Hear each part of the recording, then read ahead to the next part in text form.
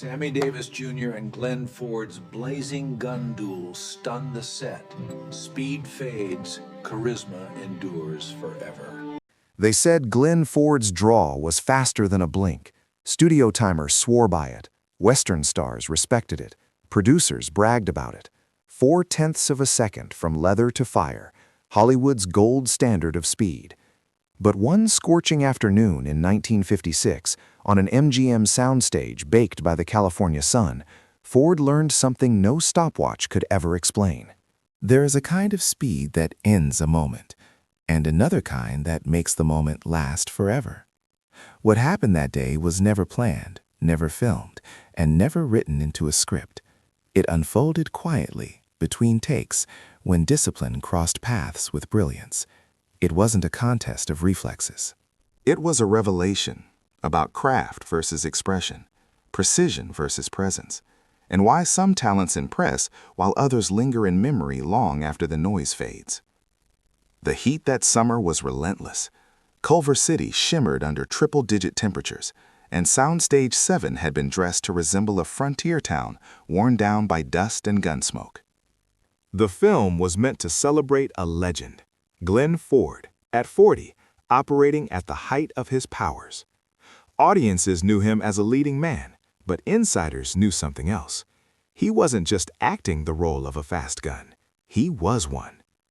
Ford's reputation wasn't hype. It was measured, verified, and feared. He had trained under the most demanding instructors Hollywood could find. For years, his mornings began the same way: hand to holster, grip, draw, aim, fire. Again, and again, and again. Thousands of repetitions until thought disappeared and only motion remained. His draw became so efficient that human timing couldn't keep up. They needed special cameras just to confirm what everyone already believed. On that afternoon, Ford stood alone inside the fake saloon, rehearsing between takes. No audience, no cameras, just wood floors, painted walls, and a few crew members watching from a safe distance. His revolver flashed out and back with terrifying consistency. No flair, no showmanship, only control. Each movement identical to the last, like a machine that never drifted off calibration. That's when Sammy Davis Jr. wandered in. He wasn't scheduled, he wasn't part of the production, he was there on unrelated business. But word travels fast on a studio lot, especially when someone legendary is doing something legendary. Sammy followed curiosity the way other people followed signs. At 31, he was already a force of nature. Singing, dancing, acting, mimicking, there was nothing he couldn't absorb and transform. But there was a side of him few people knew. In private, he studied firearms the same way he studied music or movement, not as weapons, but as instruments: balance, rhythm, control, expression. Sammy leaned against the piece of equipment at the edge of the set and watched Ford work. Not with envy, not with competition, with appreciation. The same focus he gave drummers, dancers, or pianists at the top of their craft. Ford sensed him before he saw him. Years of training had sharpened his awareness. He turned, noticed Sammy, and smiled. Not politely, but professionally. Sammy stepped forward, energy buzzing, admiration plain on his face. He spoke about the draw, about how stories didn't do it justice. Ford shrugged it off the way veterans do, but the moment felt different. Two craftsmen recognizing each other without posturing. They talked about technique, about control, about obsession. Then Sammy asked a simple question. Could he hold the gun? Ford hesitated. His revolver was tuned to his body, his grip, his motion. It wasn't distrust that stopped him. It was respect for the tool. But Sammy's tone carried no bravado, only curiosity. Ford handed it over. The shift was immediate. In Ford's hands, the gun was an instrument of purpose. In Sammy's, it became something else entirely: alive, responsive, an extension of rhythm rather than force. His fingers moved, and suddenly the revolver was spinning, flipping, flowing through the air with impossible confidence. Not reckless, not careless, controlled in a way that defied explanation. The set went silent. This wasn't gunfighting, it was choreography. Sammy moved as if the weapon followed music only he could hear. Every rotation landed exactly where it should. Every motion resolved cleanly.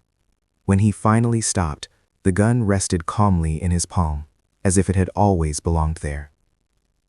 Ford stared, stunned. He had spent years mastering speed, but he had never imagined this. When asked where he learned it, Sammy answered simply, practice, patience, rhythm. Then came the question everyone felt, but no one dared ask. Did Ford want to see his draw? Sammy took position, not stiff, not mechanical. His stance flowed. His body participated. Someone counted down. And when he moved, it didn't look fast in the traditional sense. It looked effortless. The gun didn't snap out of the holster. It arrived, floating into place, settling naturally, as if time itself had made room for it. No one spoke. Ford couldn't even estimate the speed. He hadn't been watching for numbers. He'd been watching the moment. When Ford demonstrated again, it was flawless, blinding, exact. 0.4 of a second, just as always. The sound echoed. The crew applauded. But something had changed. They weren't choosing sides. They were witnessing contrast. That's when the truth surfaced. Sammy spoke about survival. About needing to be unforgettable just to stay visible. About how perfection earns respect, but presence earns permanence. Ford listened, really listened, and understood that what he had seen wasn't flair. It was necessity turned into beauty. Speed could be measured. Charisma could not. They didn't compete after that. They shared. Each recognized something in the other he would never fully possess, and respected it all the more for that. Ford saw art where he had once seen only function. Sammy saw discipline where he had relied on instinct. They shook hands, not as rivals, but as equals who had just learned something rare. The story spread quietly. No cameras, no headlines, just a legend whispered through studio hallways.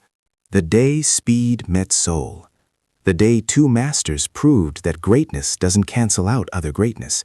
It expands it. Because numbers can be broken, records can fall, but moments like that don't fade. They stay.